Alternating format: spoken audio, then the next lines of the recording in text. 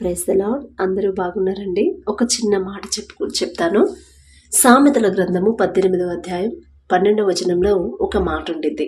అదేంటంటే, నాశనమునకు ముందు గర్వము నడుచును, ఘనతకు ముందు వినయము నడుచును. ఘనతకు ముందు వినయం ఉంటుంది అనే ఒక ప్రత్యేకమైన మాట అనేది మనం చూస్తాం కదా. అసలు ఆ మాట తండ్రి ఎందుకు రాపించి పెట్టాడు? ఆ మాట రాయాల్సిన అవసరమే ఉంది అంటే, తండ్రి దగ్గరికి మనకి ఏదైనా అవసరతలుంటే, ఏదైనా సమస్యలున్నా, మనకి ఏదైనా కావాలన్నా, ప్రతి చిన్నదైనా పెద్దదైనా సరే దేవుని దగ్గరికి వెళ్తాం. తండ్రి జాలిగల తండ్రి కదా. మనం ఎన్ని తప్పులు చేసినా సరే క్షమించే తండ్రి కదా. అందుకే కదా తండ్రి అంటే మనకి చాలా చులకన కదా. ఎవరికైనా భయపడతాం కానీ తండ్రికి భయపడం. అసలు ఎవరి దగ్గరైనా వినయంగా ఉంటాం కానీ తండ్రి దగ్గర వినయం ఉండవు. మనుషులకు ఇచ్చే గౌరవం దేవునికి ఇవ్వం. ఒక్కసారి మీరు గమనించుకోండి. అందుకే తండ్రి ఆ మాట ఎందుకు రాపించి పెట్టాడు అంటే, బైబిల్లో చాలా మంది భక్తులు ఎంతో ఆశీర్వదించబడ్డారు కదా. తండ్రి ఆశీర్వదించిన భక్తుల్లో ఎక్కువ శాతం తండ్రి ఏ విషయాన్ని సీరియస్గా తీసుకున్నాడు ఒకసారి మీరు గమనించండి. వాళ్ళు ఏ విషయాల్లో ఎలా ఉన్నారు, ఏ విషయాల్లో ఎలా భయపడ్డారు, ఏ విషయాల్లో ఎలా వినయంగా ఉన్నారు, ఎంత తగ్గించుకున్నారు, దేవునికి ఎంత భయపడి ఉన్నారు, దేవునికి మనుషులకి ఎంత లోబడి ఉన్నారు, అదంతా చూసిన తర్వాత అప్పుడు తండ్రి వాళ్ళని ఆశీర్వదించాడు. మన కుటుంబాలు ఆశీర్వదించబడాలంటే, ఇప్పుడు ఒక ఆఫీసులో మనం పనిచేస్తూ ఉన్నాము, కష్టపడుతున్నాము. కష్టంతో పాటు అందరితో సమాధానంగా, అందరితో ప్రేమగా, అందరికి వాళ్ళకి ఇవ్వాల్సిన రెస్పెక్ట్ వాళ్ళకి ఇస్తా, వాళ్ళు చేసే పని, వాళ్ళు ఏ పని చేయాలి వాళ్ళకి ఇస్తా, అట్లా నమ్మకంగా మనం ఉన్నామనుకోండి, ఎంత పొగిడినా మనం తగ్గించుకొని ఉన్నామనుకోండి, అప్పుడు ఏదైనా ప్రమోషన్ ఏదైనా ఇవ్వాలంటే ఫస్ట్ ప్రిఫరెన్స్ వాళ్ళకే ఇస్తారు కదా తండ్రి. అదే యజమాని, మేనేజర్ కానీ లేకపోతే హెడ్ కానీ ఎవరైనా సరే. మరి ఎవరున్నారు అంత కష్టపడేవాళ్ళు, అందరిని సమానంగా చూసేవాళ్ళు, అందరితో ప్రేమగా ఉండేవాళ్ళు ఎవరున్నారో వాళ్ళని చూసి అప్పుడు వాళ్ళని ప్రమోట్ చేస్తారు. అయితే తండ్రి కూడా ఇప్పుడు మన కుటుంబాల్లో ఆశీర్వాదం లేదు అని మనం ప్రార్థన చేస్తున్నాం. కానీ అసలు ఆశీర్వాదం పొందుకోవాలంటే మనం ఎలా ఉండాలి? దేవుని నుండి ఆశీర్వాదాలు రావాలంటే అంత తేలికైన పని కాదు కదా.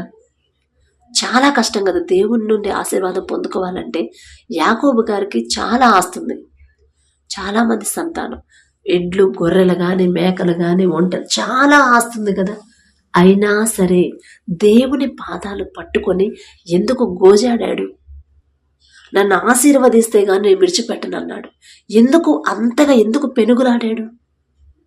ఎందుకంటే దేవుని తండ్రి ఆశీర్వదిస్తే ఇక వాళ్ళకి ఏ ఢోకా ఉండదు అని యాకోబు గారికి తెలుసు. కాబట్టి ఎంతోమంది పనోళ్ళు ఉన్నారు, ఎంతో సంపద ఉంది, ఎన్నో ఎడ్లు, గొర్రెలు, ఒంటెలు అన్నీ ఉన్నాయి, మేకలు అన్నీ ఉన్నాయి, భార్యలు ఉన్నారు, చక్కటి భార్యలు, బిడ్డలు ఉన్నారు.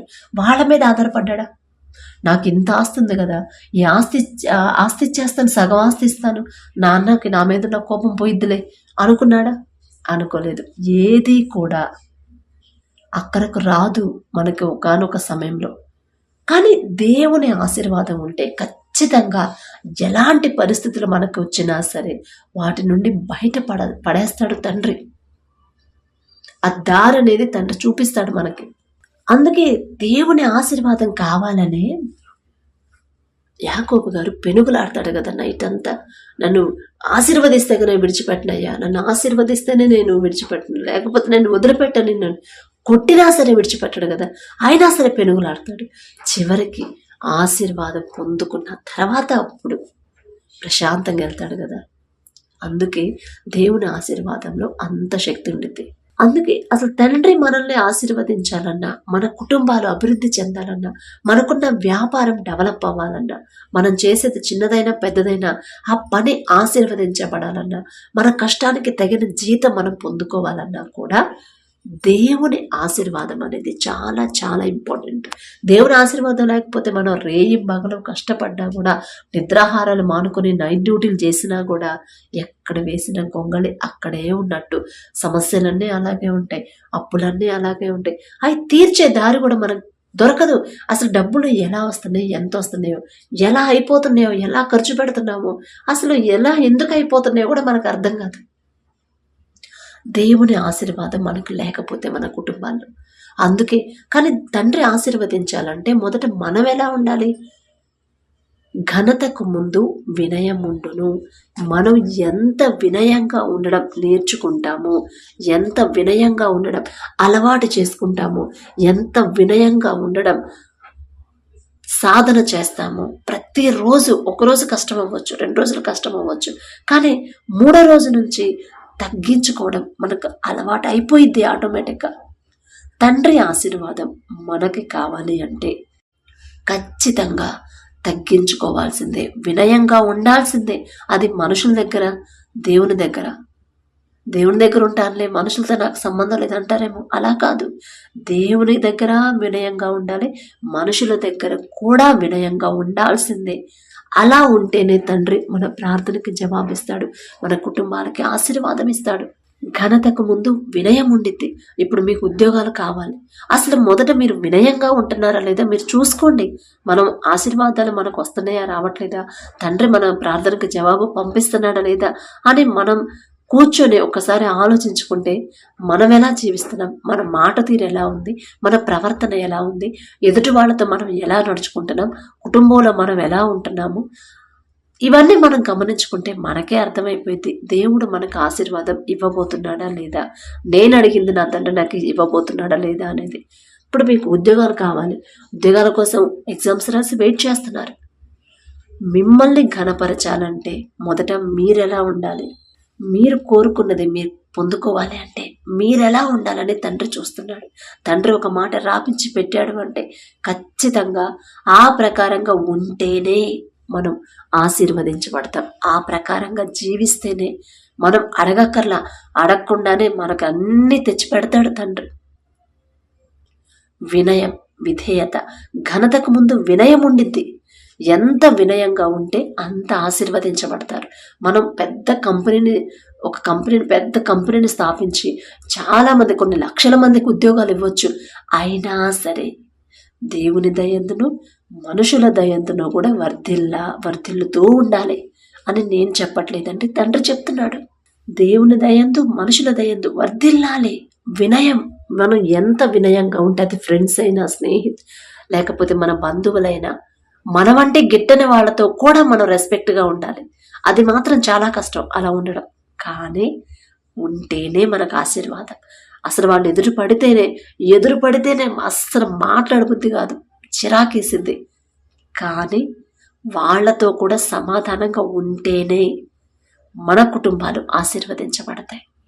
మీ కుటుంబంలో మీ వాళ్ళతో మీరు ఎలా నడుచుకుంటున్నారు, అది అమ్మైనా, నానైనా, అత్తమామలైనా, బిడ్డలైనా సరే, ఆడపడుచులైనా, అక్క చెల్లెళ్ళైనా, ఎవరైనా సరే, మీ వాళ్ళతో మీరు ఎలా ఉంటున్నారు, ఎలా మాట్లాడుతున్నారు, భర్తలైనా భార్య అయినా సరే.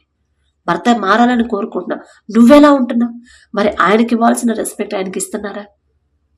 తాగొచ్చేళ్ళే, ఎన్ని మాటలన్నా కూడా తెలియదులే, పట్టించుకోలే, మరి ఆయన తప్పు చేశారు కాబట్టి నేను మాట్లాడుతున్నాను, అలా ఆలోచించొద్దండి. లోకస్తులాగా ఆలోచించవచ్చు. భర్తకు లోబడమని తండ్రి చెప్పాడు, రాపించి పెట్టాడు అంటే లోబడాల్సిందే. అది కష్టమైన నష్టమైన మీరు లోబడి జీవించండి, వినయంగా ఉండండి.